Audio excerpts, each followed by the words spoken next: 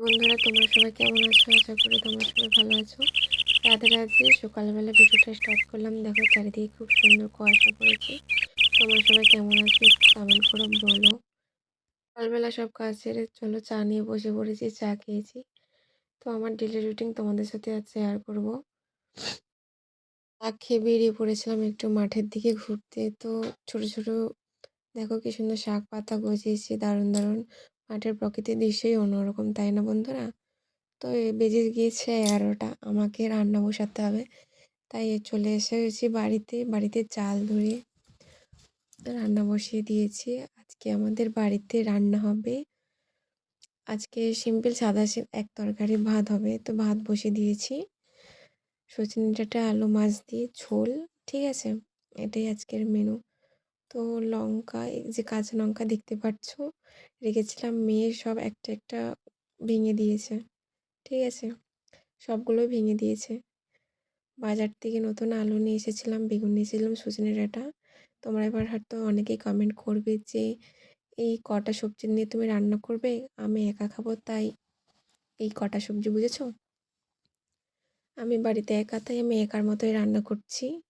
এবছর নতুন আলু উঠেছে অনেক দিন আগে, কিন্তু আমি নিয়ে এসেছি কাল। তো কালও রান্না করেছিলাম, আজও রান্না করছি। নতুন আলুর স্বাদ কিন্তু অন্যরকম। প্রথম প্রথম যে কোনো সবজি নতুন নতুন উঠলে তার স্বাদই অন্যরকম হয়, তাই না? যেমন সজনে ডাঁটা উঠেছে, কিন্তু প্রথম সব সবজি প্রথম খুবই ভালো লাগে, তারপর সব একঘেয়ে হয়ে যায়, তাই না? এরপর হচ্ছে সজনে ফুল খেতে খুব ভালো লাগে, তাই না? আমাদের বাড়িতেও সজনে গাছ আছে, ফুল খুব সুন্দর হয়েছে, তোমাদেরকে একদিন সেই ভিডিওটাও দেবো। তো চলো, গল্প করতে করতে আমার আনাজ কাটা কমপ্লিট। তো সজনে ডাঁটাটা একটাই নিয়েছি রান্না করব বলে, দেখো।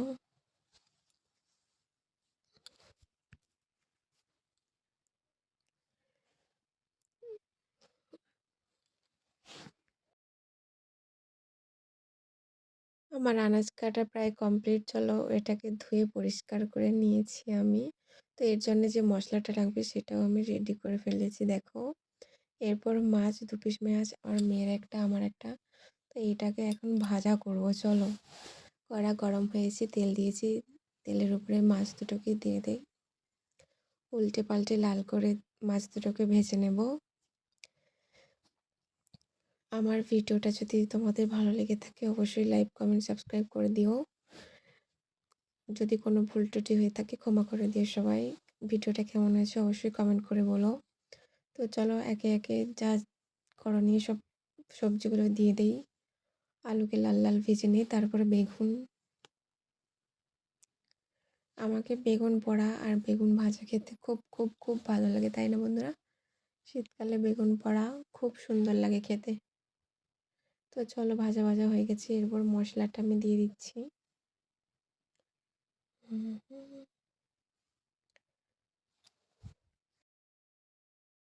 দিয়েছি, দেখো। মশলাটা এখন কষে নিয়েছি হালকা করে। তো জল দিয়ে দিই, তেল ছেড়ে গিয়েছে, তো জলটা দিয়ে দিলাম। সজনে ডাঁটাগুলোও দিয়ে দিচ্ছি যাতে ভালো করে মশলাটা গায়ে মেখে যায়। তো দেখো, এরপর আমি জল দিয়ে দেব।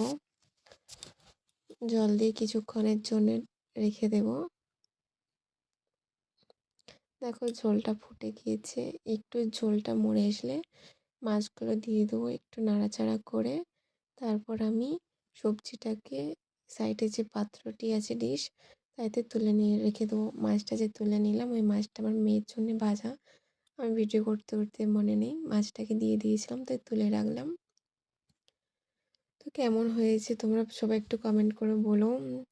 তো চলো, আমার তরকারি পুরো কমপ্লিট। এবার এটাকে আমি নামাবো, তোমাদেরকে তারপরে ভিউটা দেখাচ্ছি কেমন হয়েছে, ঠিক আছে?